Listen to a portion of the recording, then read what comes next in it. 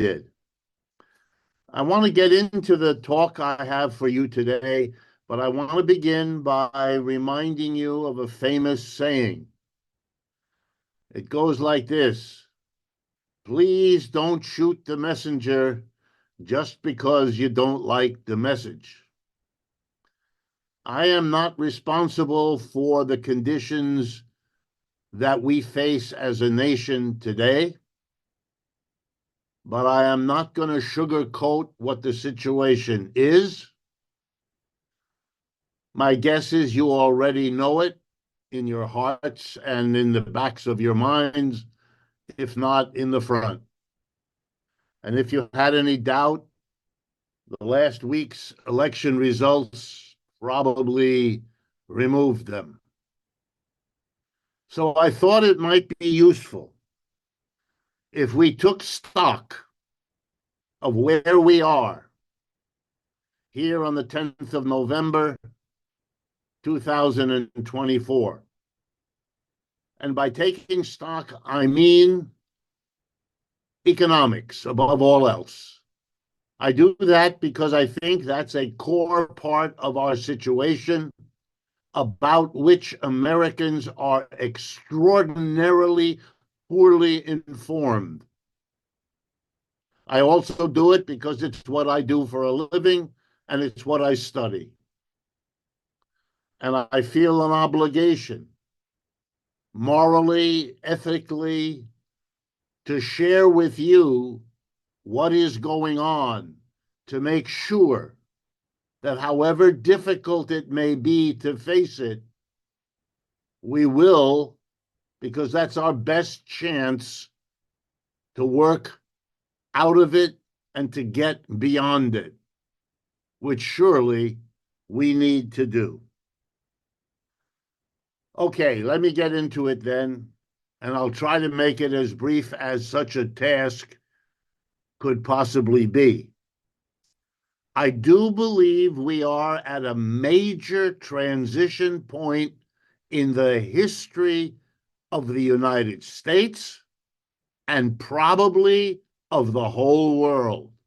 I know that sounds grandiose, and I don't normally talk in grandiose terms, but the situation calls for it. And as I say, I'm not going to shrink away from why I think this. So let me begin by telling you why I think it's such an important moment in our history.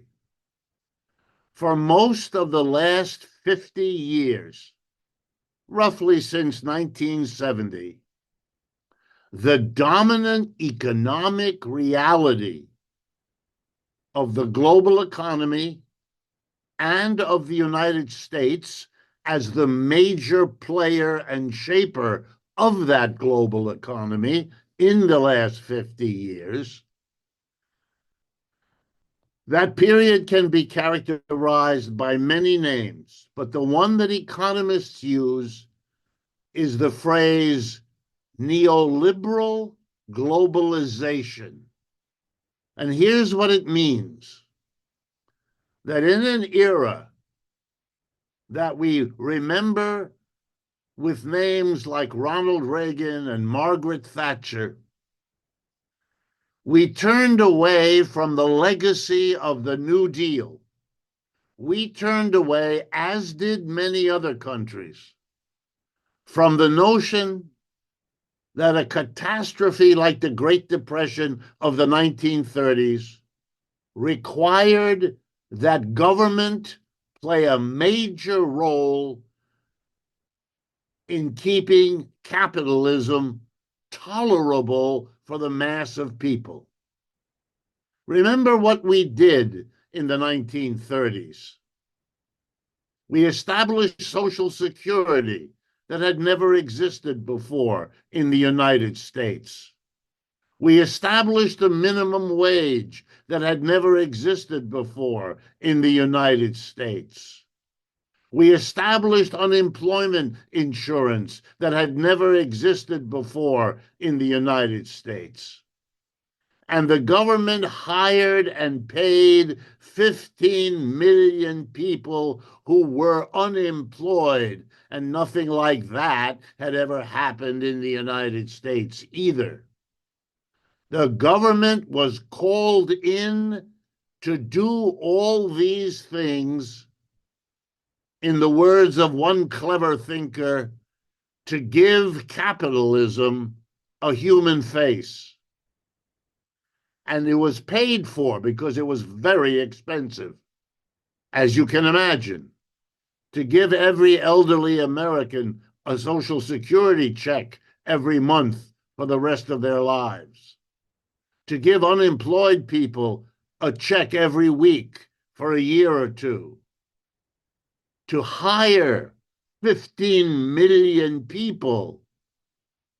And the money that paid for all of that were heavy taxes placed on corporations and the rich. It's an important reminder for those of you who do not think that here in the United States we can ever tax corporations and the rich. It's an important reminder, of course we can, because we already did. As the remembrance, and footnote, the politician who had the courage to tax corporations and the rich, Franklin Roosevelt, was reelected president 3 consecutive times. He has been and is to this moment the most successful popular president in the history of the United States, starting with George Washington. So not only can you tax corporations and the rich, but when we had a president who was forced from below to do it, he became the most popular politician we've ever had.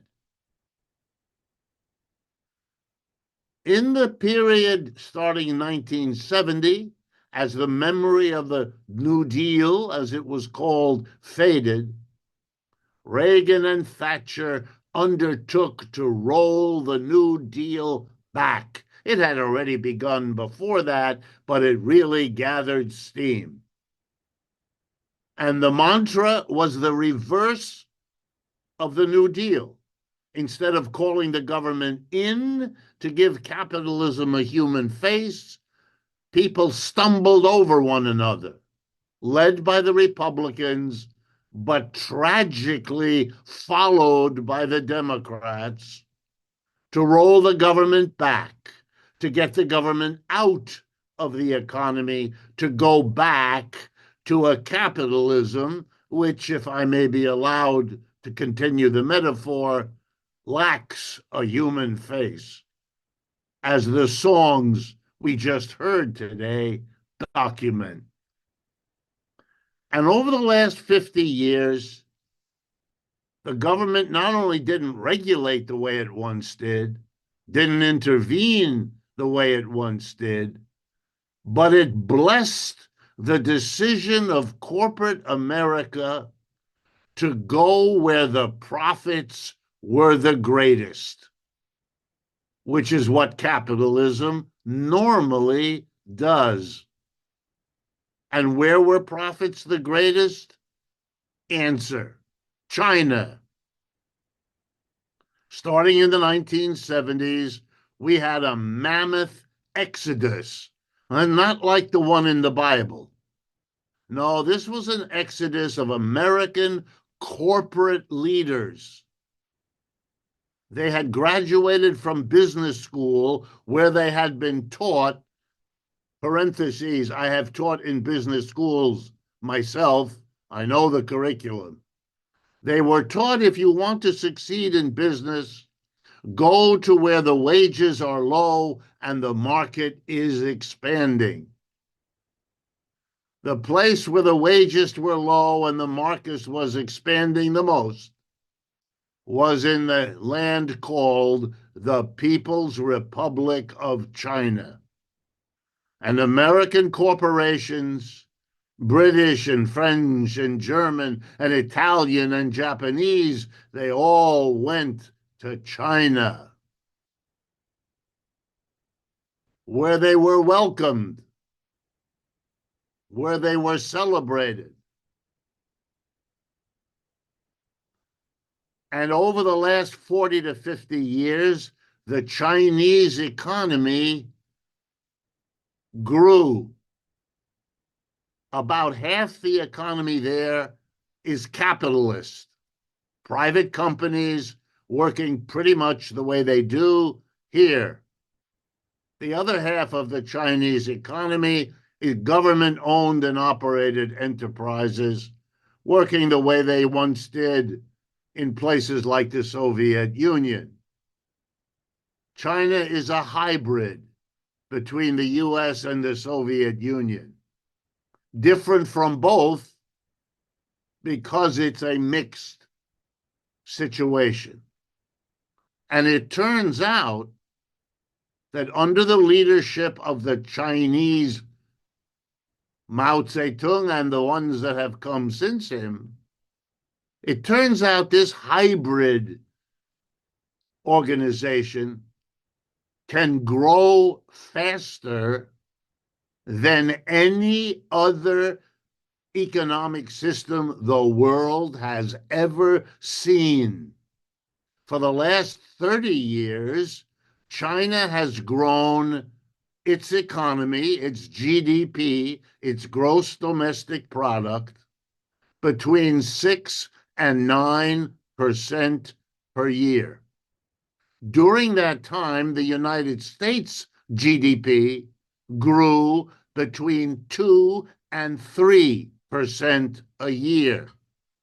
It doesn't take rocket science to understand that if you can manage that difference, if China can grow 2 to 3 times faster than the United States for 30 years, it can do what it has now done.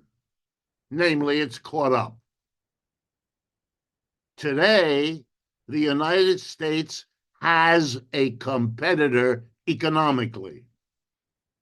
We haven't had one for a century.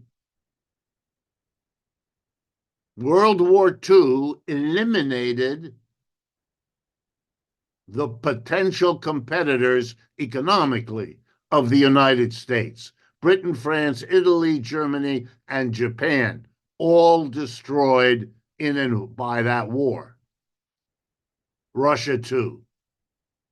Russia never was an economic competitor. It isn't now either. The GDP of the United States right now is about $25 trillion. The GDP of Russia about now is 3, maybe 4 trillion. No contest. It never was.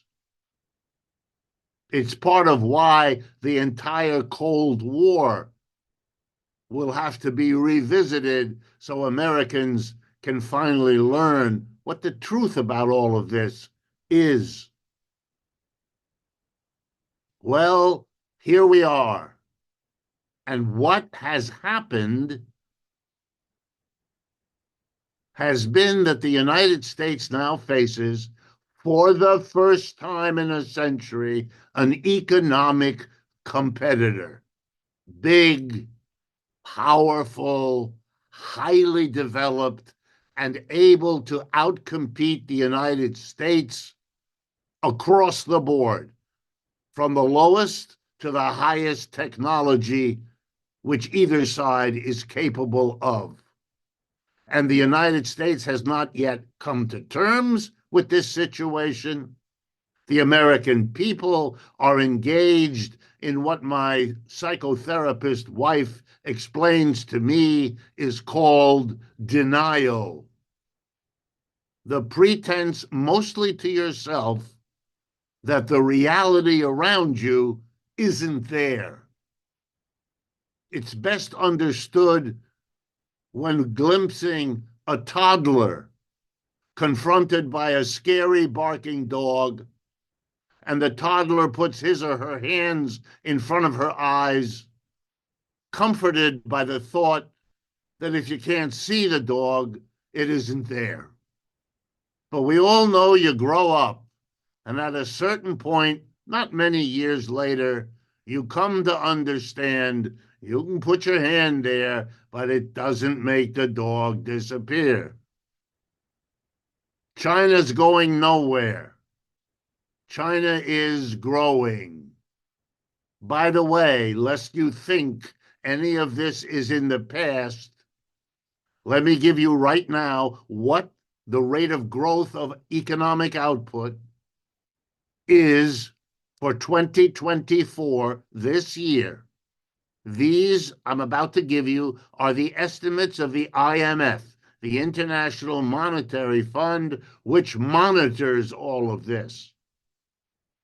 Economic growth for the United States, 2024, will be 2.8%, right on target with what it's been on and off for a long time.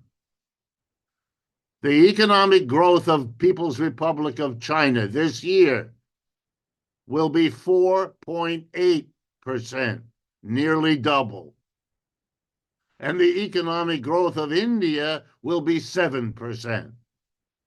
The next time you hear an American politician or you read in an American newspaper how the American economy is doing better than anyone in the world, please remember the word denial. That kind of statement, which I encounter almost every day, is the exact equivalent of a toddler putting fingers in front of her eyes or nose in hoping that the scary dog will go away.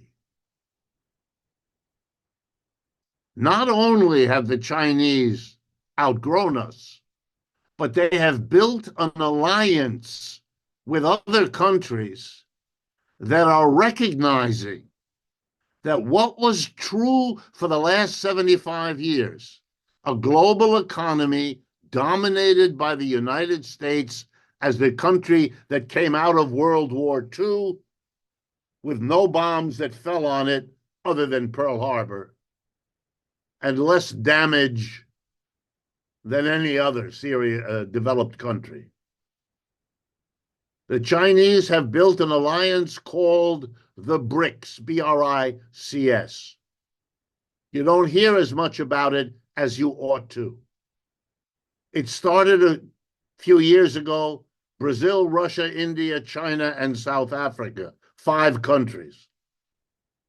A year and a half ago, 6 more joined. And 3 weeks ago, 13 more joined. The BRICS together is more than half the population of this planet.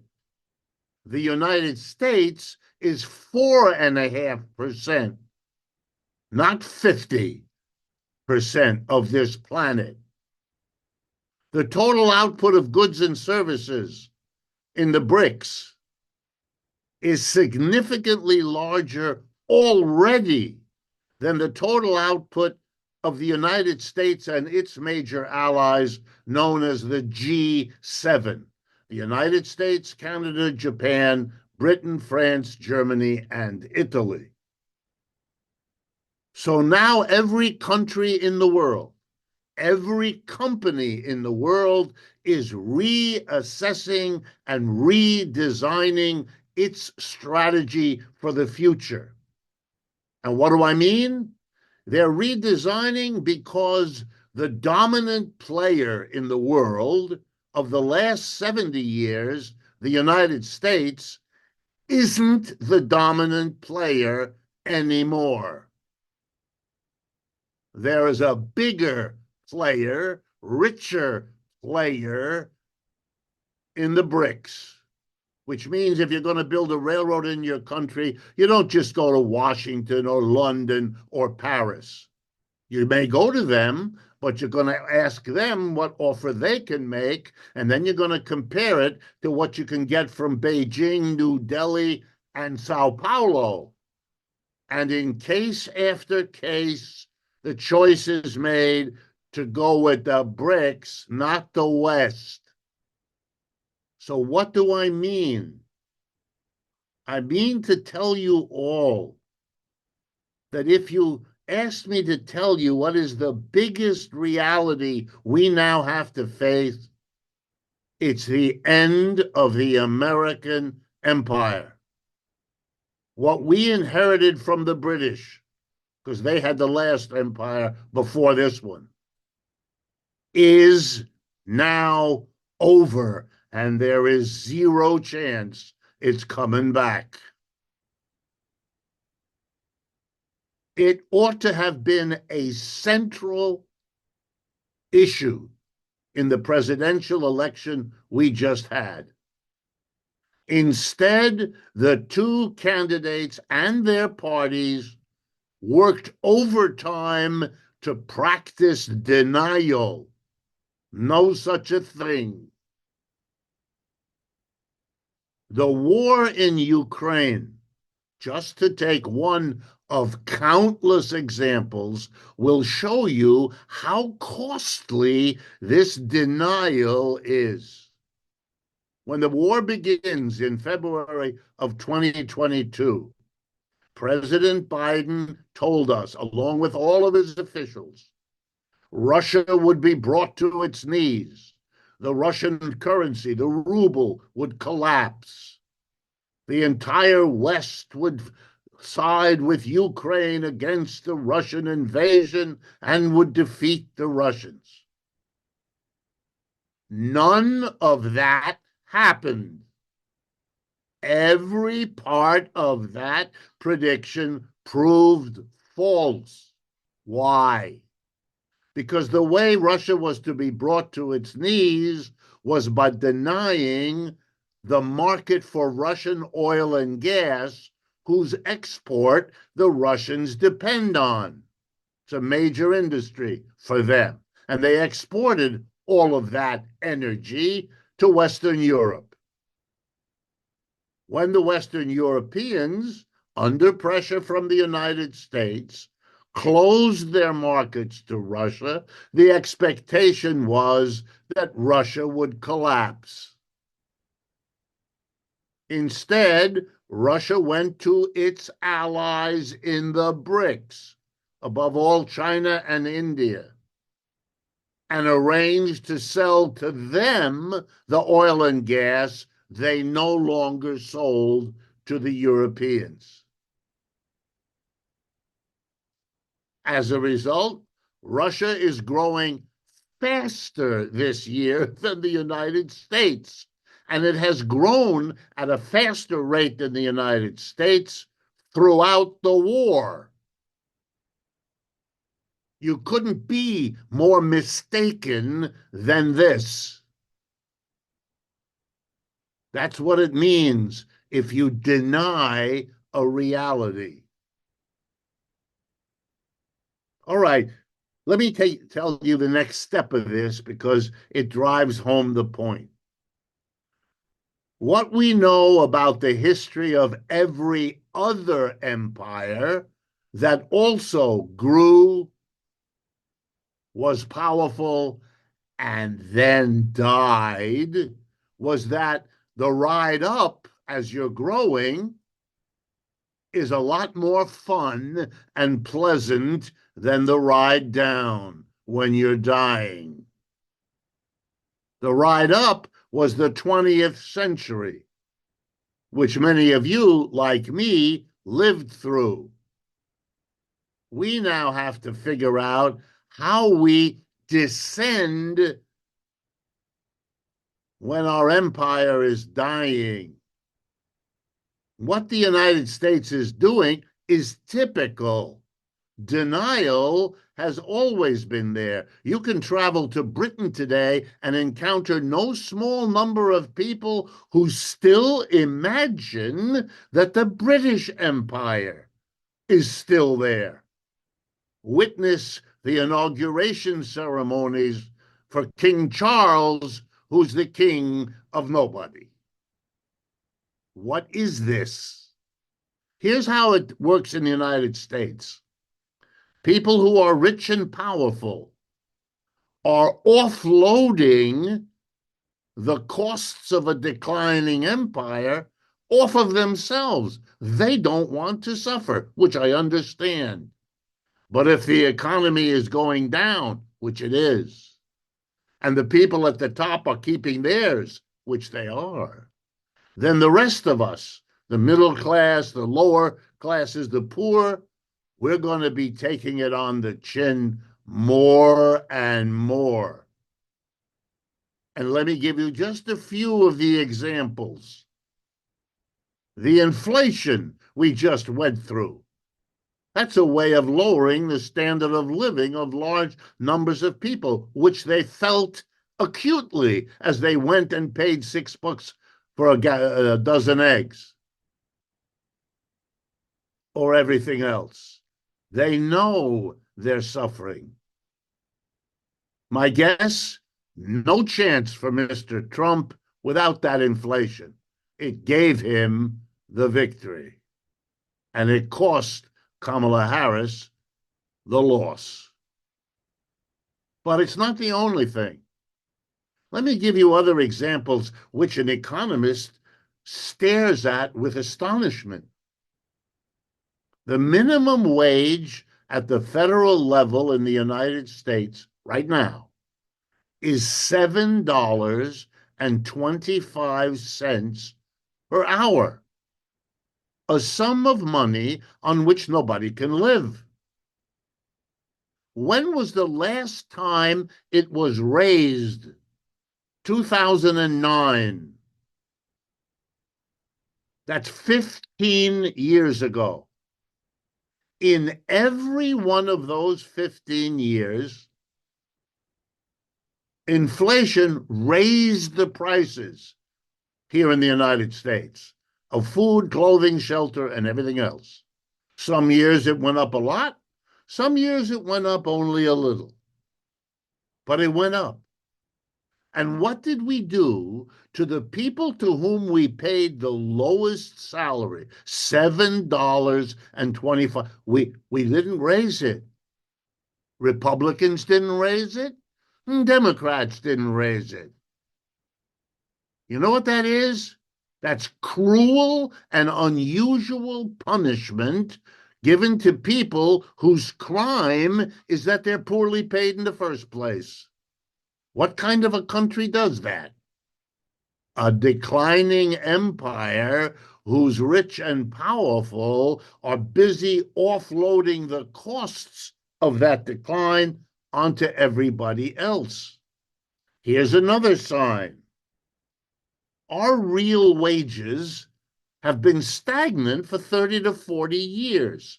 In other words, if you measure, as we do in economics, the average wage in dollars paid to American workers, and you adjust that to the prices they have to pay when they spend their wages, it's been going up somewhere around 0.5% a year.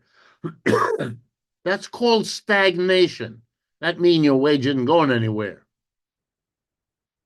By the way, in contrast, the average real wages in the People's Republic of China have quadrupled over the same 30 years. If you want to understand why the government in China is secure, why it is powerful, why economic growth there is celebrated, I just gave you the statistic. Their average wage quadrupled. The average wage in the United States went nowhere. That's not even close, friends. And if you didn't know that, since everything I'm telling you is easily verifiable in 1,000 government statistics, then you understand what I mean by denial. We are therefore experiencing in this country an extraordinary deepening of inequality. At the end of World War II, the United States was less unequal than European countries. Today, we are more unequal than every European country. How did that happen? Well, on the one hand, when corporations went to China and took advantage of low wages and a growing market, it made a fortune for those corporations and therefore for the top 10% of Americans who own shares. Just a footnote. The top 10% richest Americans own 80% of the stocks and bonds. They did well. The rest of us, we are experiencing a declining empire, which those at the top don't want you to think about. They're managing it quite well. We cannot. That inequality, together with the inflation, gives you Mr. Trump's victory.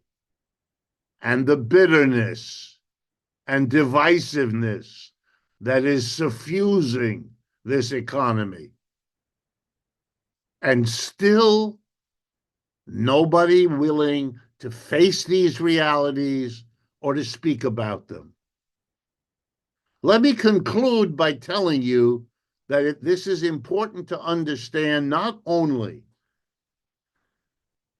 as our past and not even only as our present, as in the election we just had, but also in our future.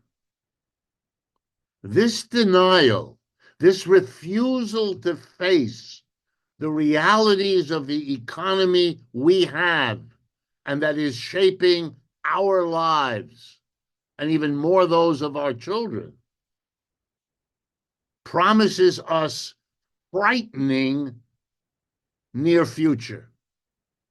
I'm only going to give you two examples because I don't want to overstay my welcome with you, but I do want to leave you with useful information to navigate the immediate future. Mr. Trump won the election because he positioned himself with dramatic gestures, the sort favored by Madison Avenue advertisers. And the two gestures were, I am the great protector. Mr. Trump understood far better than the Democrats that people feel attacked, undermined, frightened, scared, worried for themselves and their children, as well they should be. They glimpse fearfully where things are going. They want to be protected from it all. So he put himself forward as the great protector. And his two images were walls, the image of a protector. He's going to put a steel wall at the southern border to protect us against the invasion of the immigrants. And then he's going to put another wall, a tariff wall, to protect us against the evil Chinese. Very powerful images, very successful. But in terms of economics, total incoherent nonsense. Let me explain, and then I will conclude. We have 10 to 12 million undocumented immigrants. That's according to the Department of Homeland Security. We are a population of 330 million Americans. Do the math. 10 to 12 of the poorest people in the country, those immigrants, are not the explanation for the economic difficulties of this rich country of 330 million people. The very idea of that is ridiculous. An undergraduate who wrote such a thing would be called in by their teacher and told, try to think through what you're saying before you say it. The real economic problems, and they are real, of the United States have to do with what I just spent 20 minutes going over with you.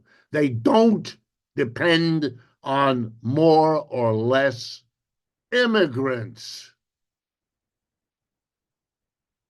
On the other hand, if Mr. Trump now deports 5 or 10 of these 10 to 12 million immigrants, which he has threatened to do, there will be consequences. Why? Because undocumented immigrants are the most abused of our working class. An undocumented immigrant who asks for his pay on Friday afternoon and is told by his employer, sorry, I don't have the money, has no recourse. He can't go to the police. He's an undocumented immigrant. He doesn't want to get anywhere near any office of the government. He will not complain. He can't. He's like a slave. And that's how they're treated. The construction industry in this country is a major employer. If it doesn't have undocumented employees, it'll have to pay Americans. And you know what? It'll have to pay them a hell of a lot more than they're paying the terrified undocumented immigrant. And that will mean the cost of construction will zoom up. And you know what that does? It worsens our inflation. Mr. Trump either can't do it for that reason, or he will produce an inflation that will overnight turn him from savior to demon in the eyes of his own followers. Then there's the second wall, the tariff wall.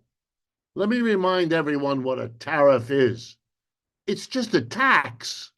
It's the name given to a particular kind of tax, namely the tax charged to an American importer when that person brings something produced overseas into the United States to be sold. It means Mr. Trump, a Republican who is against taxes, is proposing an enormous tax increase. And while he keeps saying he's hitting the Chinese with a tariff, it's not the Chinese who pay for tariffs. It's Americans. The American importer will pay much more. And that person will then charge more to the consumer, you and me. And you know what that means? An inflation, which he can't have. Yet he proposes these, counting on the American people to be into denial, not to interrogate any of this, to sit there and have debates as if there's something to debate. The debate is a distraction. It's a way of not dealing with your problem because you're too frightened of letting it be debated, lest it go where it might bite you. And we are run by a community of businessmen and women in charge of our corporations, including our mass media, who are not going to do it. Mr. Trump's economic proposals, whatever else you think of them, are economically incoherent. It's great advertising, I'm protecting you with my walls. It's wonderful. But when it comes now to governing, it's impossible and it's a bad joke. And the whole world is watching. And while it's watching this bad joke unfold, the gap between the United States and the G7 on one hand, and the People's Republic of China and the BRICS on the other, deepens. The United States' effort to stop, block, undercut China have failed. Been doing it now for 15 years. Started big time under Obama. It doesn't work. It doesn't work. And so the question is, what? Do you keep doing it? Let me conclude by reminding all of us of the early history of the United States, in which your city, Boston, was such an important player. When the United States' people wanted to become independent of George III, the dominant king of the great British Empire, it ended up in a war, the War of 1774, 5, and 6, our Independence War. And to the surprise of everybody, the British lost. In 1812, they tried again, and they lost again. After that, the British decided, okay, we'll have to work out an arrangement. And the United States arrangement was, you're independent, you can take Latin America. That was the Monroe Doctrine that happened a few years after that. And Britain took the rest. Asia, Africa was theirs. They avoided a war after that for a century. What will the United States do? Continue its denial of what's going on? Threaten, as they have, China with war, despite the fact that China has nuclear weapons and the Russians do too, and they are now allied in good part because of the United States? Or are we going to sit down and work something out? Are we going to tell the American people, honestly, our empire is declining? The next one looks to be Chinese. Or if it isn't Chinese, it's going to be a multinational replacement for the kind of dominance that the Persians or the Dutch or the British or the Americans operated. The world is changing very fundamentally. We are living, as I said a half hour ago, at a time of enormously profound change. And our job as Americans is to stop behaving childishly in this game of thinking that the problems I've barely sketched don't have to be worried about, because we can continue to act as if we were in charge in the way we were in the 1960s and 70s. We aren't. Nothing like that. We are, the war in Ukraine is lost. For those of you who don't keep track, is over, except for signing the documents. Russia won, Ukraine and the West lost. The war in Gaza isolates the United States.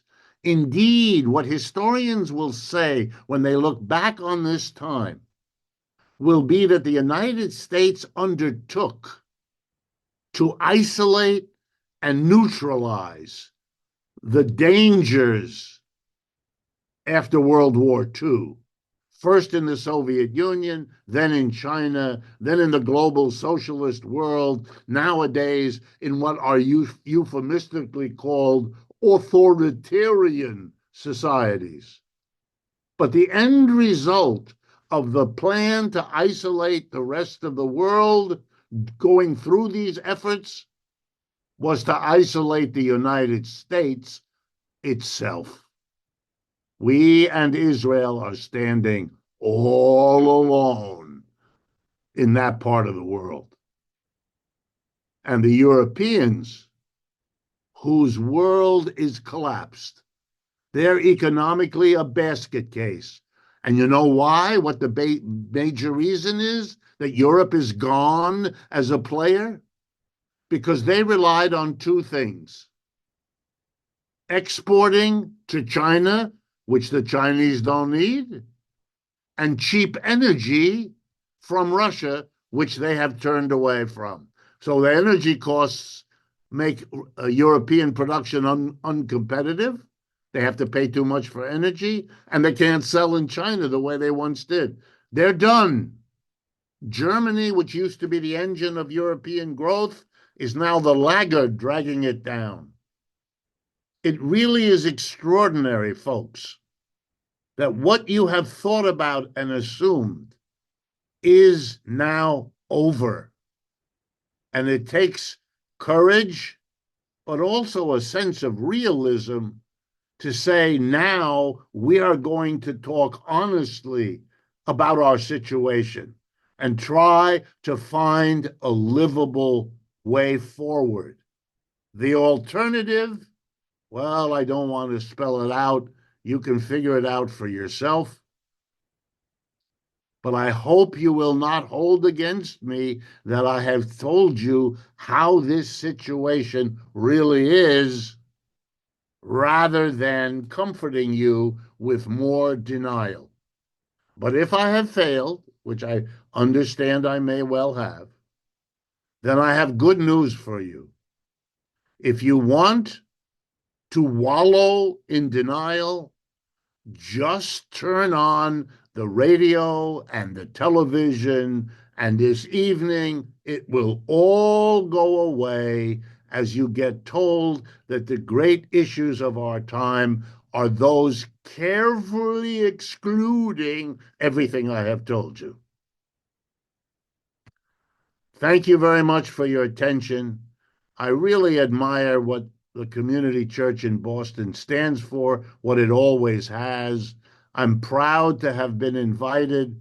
The list of folks on those cassettes that Dean showed us a few minutes ago puts me in extraordinarily revered company. And with the songs that Rob started us with, I feel very much at home, and I hope this has been of some interest to you.